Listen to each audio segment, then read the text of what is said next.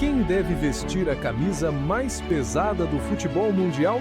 A seleção brasileira sempre foi um reflexo das escolhas mais difíceis do nosso esporte. Jogadores que atuam em gramados europeus, cercados por holofotes, tecnologia de ponta e competitividade brutal, ou aqueles que permanecem no Brasil, respirando a paixão das arquibancadas, acostumados à intensidade de clássicos locais e ao peso de carregar a camisa dos gigantes do nosso país? Essa é a discussão que divide jornalistas, ex-jogadores, técnicos e, claro, milhões de torcedores.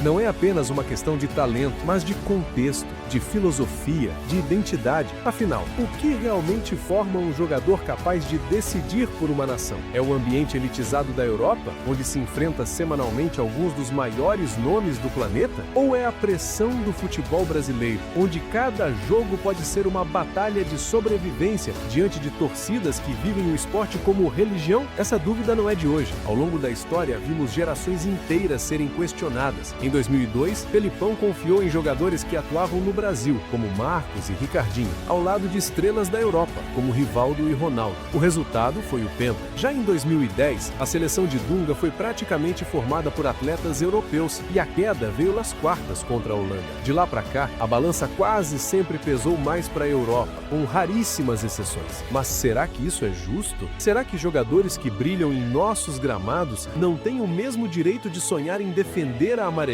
Estamos em um momento decisivo. A convocação da seleção brasileira volta a ser pauta quente e as perguntas se multiplicam. Pedro, do Flamengo, merece mais espaço do que Richarlison, que joga na Inglaterra? E quando falamos de goleiros, será que o Everton, que joga em alto nível no Palmeiras, deve ser preterido por Alisson e Ederson, que brilham na Premier League? Essas comparações não são apenas estatísticas, mas narrativas que falam de identidade, confiança e representatividade. Hoje, o debate não é apenas sobre quem joga mais bola, mas sobre o que queremos que a seleção represente. Uma vitrine dos craques que se consagram fora ou um espaço para valorizar quem escolhe continuar no Brasil? O público está dividido, os especialistas também. E talvez a resposta diga muito mais sobre o futuro do nosso futebol do que imaginamos. Olhar para o passado da seleção brasileira é entender como essa dúvida sempre esteve presente. Desde os tempos de Pelé, Garrincha e Nilton Santos, a base da equipe vinha do Brasil. Santos, o Botafogo e o Palmeiras eram praticamente seleções à parte, capazes de fornecer jogadores que competiam em alto nível, mesmo sem sair do país. Pelé, por exemplo, recusou inúmeras propostas para jogar na Europa, e ainda assim foi reconhecido mundialmente como o maior de todos os tempos. Naquela época, a força do futebol brasileiro estava aqui dentro. As conquistas de 1958, 1962 e 1970 são provas disso. Equipes compostas majoritariamente por jogadores do nosso território que mostravam ao mundo a genialidade verde-amarela. Mas a partir dos anos 80 e 90, o cenário mudou. A Europa passou a ser um destino inevitável para os maiores talentos. Romário brilhou no PSV, Ronaldo Fenômeno explodiu no Barcelona e na Inter de Milão, Rivaldo foi ídolo no Camp Nou, Ronaldinho encantou no mesmo palco. O Brasil continuava revelando, mas a consagração acontecia fora. A seleção então passou a se acostumar a convocar times quase inteiros formados por jogadores que já haviam saído do país. O auge dessa mentalidade talvez tenha sido em 2006, uma constelação de craques, todos atuando em grandes clubes europeus. Era para ser a seleção mais encantadora da história, mas acabou eliminada nas quartas, com críticas duríssimas sobre falta de intensidade e comprometimento. Esse contraste histórico mostra que não há fórmula mágica. Em 2002, como já lembramos, o equilíbrio entre Europa e Brasil foi crucial. Marcos, que defendia o Palmeiras, foi protagonista absoluto. Já na Copa de 2014 em casa, Felipão praticamente ignorou o futebol local e pagou caro no fatídico 7-1. Em 2018, Tite levou apenas um nome que atuava no Brasil, Cássio, goleiro do Corinthians. E em 2022, a história se repetiu. A base era 100% europeia, com raros representantes daqui. O resultado foi mais uma queda precoce, nas quartas de final. Olhando para esse retrospecto, vemos que a seleção seleção se afastou do torcedor brasileiro ao longo dos anos. Muitos se sentem distantes de uma equipe formada por jogadores que saíram cedo e raramente voltam. Enquanto isso, craques que encantam no Brasileirão, como o Gabigol em 2019, Dudu no auge pelo Palmeiras, mostram que o nível aqui não pode ser simplesmente ignorado. A história prova que a seleção precisa de equilíbrio. Mas será que estamos dispostos a buscar esse meio termo outra vez? Quando falamos de futebol, a análise nunca é apenas técnica, mas também cultural e emocional. Na Europa, os jogadores enfrentam a elite mundial todas as semanas. Vinícius Júnior, por exemplo, cresce enfrentando defensores como Koundé e Araújo no clássico contra o Barcelona. Rodrigo conviveu com Benzema e Modric, absorvendo experiência de campeões da Champions. Bruno Guimarães se transformou em um dos principais volantes da Premier League. Esses contextos são inegavelmente poderosos. É natural pensar que a seleção deve se apoiar em atletas acostumados a esse nível de exigência. Por outro lado, quem acompanha de perto o futebol brasileiro sabe que há talentos que merecem espaço. Caio Jorge, artilheiro e destaque do Cruzeiro, vive uma das melhores fases da carreira e mostra que pode ser solução ofensiva. Pedro, referência do Flamengo, continua sendo um dos atacantes mais técnicos e decisivos do país, acumulando gols e grandes atuações. Paulo Henrique, lateral do Vasco, vem chamando a atenção pela regularidade e qualidade defensiva. A pergunta é, por que esses nomes não têm o mesmo peso na hora da convocação? Será apenas porque não estão na vitrine europeia? Os números reforçam o peso desse debate. Segundo o levantamento da CBF, desde 2006, a média de jogadores convocados do Brasil em Copas é de apenas 3 a cada 23 nomes, ou seja, quase 90% das vagas vão para quem está na Europa. Isso cria uma percepção de desigualdade. Será que o Brasileirão é tão fraco assim? Ou será que o filtro da seleção está condicionado a um prestígio que já não corresponde à realidade? Essa comparação abre um abismo de opiniões. Para alguns, é óbvio que o jogador da Europa chega mais preparado. Para outros, insistir nisso é um erro que distancia a seleção de sua torcida e desvaloriza o campeonato nacional. Afinal, se nossos clubes conseguem competir e até vencer equipes europeias em torneios recentes, como o Flamengo contra o Chelsea no Mundial de 2025, por que seus jogadores não teriam qualidade para estar na seleção? Aqui chegamos ao coração do debate. Se a seleção brasileira quer voltar ao topo, deve priorizar a experiência europeia ou reconectar-se com suas raízes locais? Será que jogadores do Brasil realmente têm menos condições de competir? Ou estamos vivendo uma espécie de complexo de vira-lata, acreditando que tudo que vem da Europa é melhor? Essa reflexão divide especialistas, mas também mexe com a emoção do torcedor comum. Imagine a cena: o Brasil convoca uma seleção com metade de atletas que atuam no país. Isso geraria uma onda de identificação imediata.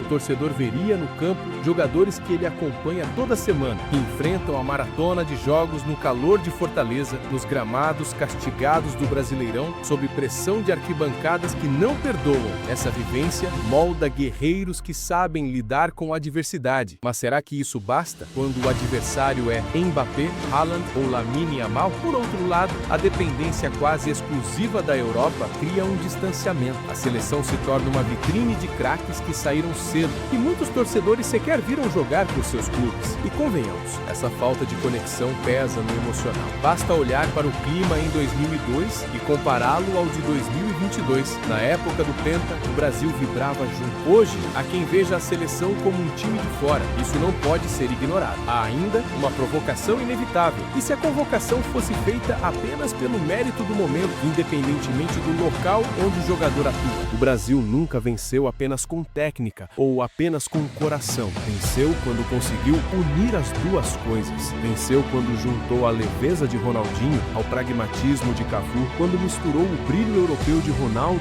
com a força local de Marcos, quando entendeu que a seleção não é sobre onde se joga, mas sobre o que se representa. No fim, a camisa 10 do Brasil não tem dono fixo, mas carrega uma verdade eterna. Ela pertence ao talento, à coragem e ao espírito de um povo que vive o futebol como ninguém. Seja no gramado impecável do Santiago Bernabéu, seja na grama castigada da Ilha do Retiro, quem provar merecimento deve ter lugar na seleção, porque o Brasil é maior do que fronteiras, maior do que ligas, maior até do que o próprio debate. E é essa grandeza que precisa renascer.